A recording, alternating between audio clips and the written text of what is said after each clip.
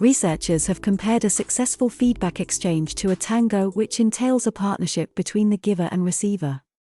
This collaboration is based on trust, attentive listening, and empathy for the other person's emotional state, facilitating effective communication.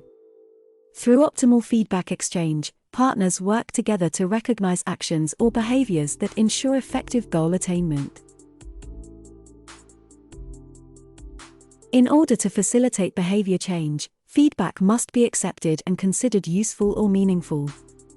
Various barriers associated with people, processes, or content can affect the acceptance and utility of feedback.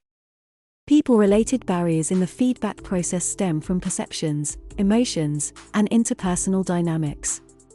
One significant barrier arises when recipients lack trust in the competence or intentions of the feedback provider, often due to past experiences or doubts about expertise. Another barrier occurs when feedback is perceived by the receiver as detrimental to self-worth, leading to emotional resistance and defensiveness. Additionally, delivering feedback without considering the receiver's emotions, lacking empathy in tone, can hinder acceptance and learning. Fear of consequences also affects the objectivity of feedback. Givers may avoid highlighting areas for improvement to prevent an emotional reaction, while receivers may hesitate to accept critical feedback due to concerns about impact on pay or promotions. Process-related barriers in feedback stem from challenges in the process design or delivery. One such barrier is the absence of a dialogue. When there is a lack of two-way exchange, it can lead to misinterpretations or failure to establish shared meaning. Improper timing or frequency of feedback is another such barrier. Delayed or irregular feedback misses the chance for timely improvement, while excessive and unsolicited feedback can be overwhelming, hindering individuals from absorbing and implementing changes. Content-related barriers involve challenges related to the quality, clarity, and relevance of feedback information. Such barrier arises when feedback lacks specificity, clear goal alignment, or actionable insights. This hinders the understanding of what needs improvement, why it needs to change, and how to achieve the change. Another barrier occurs when feedback excessively emphasizes either weaknesses or strengths, limiting a balanced perspective. Additionally, feedback not based on specific data or direct observations may be biased or lack objective information. Studies have suggested 3 essential elements for creating a feedback-friendly culture. These elements include fostering trust and psychological safety, holding a meaningful dialogue, and sustaining a learning continuum. Within the first element, the trust aspect involves the receiver's belief in the giver's competence and emotional support. Emotional trust, wherein the receiver genuinely believes that the giver is committed to supporting and helping them succeed, holds significant influence. When there is trust, even constructive criticism is appreciated, while in its absence, empathetic feedback might also lack significance. Creating a safe space involves ensuring that the feedback does not harm the receiver's self-image. Using task-focused language and neutral verbs can eliminate judgment from feedback. Using I statements instead of you statements redirects the attention to the giver's emotions rather than placing blame on the receiver. Research suggests that negative feedback tone can reduce performance below pre-feedback levels. Therefore, it's advisable to incorporate positive emotions and an empathetic tone during corrective feedback.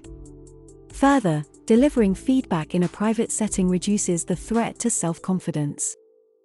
To foster meaningful dialogue, ensure a two-way exchange that leads to shared understanding. Explicitly label the conversation as feedback and familiarize the receiver with goals and agenda beforehand, enabling them to contribute. Begin feedback with a reflective inquiry or open-ended questions to gain insight into the receiver's perspective on the situation. After presenting your points, promote clarifying questions to ensure alignment. Invite the receiver to create an action plan to get their buy-in. The manager can then endorse agreed points or suggest changes. Finally, let the receiver summarize key takeaways to verify if the message has been accurately received. The second aspect of meaningful dialogue involves sharing meaningful and credible content. Aligning feedback with predefined objectives clarifies its importance in accomplishing goals. Highlighting specific behaviors provides clarity on what went well and what needs to change. Collaboratively devising an action plan makes feedback actionable.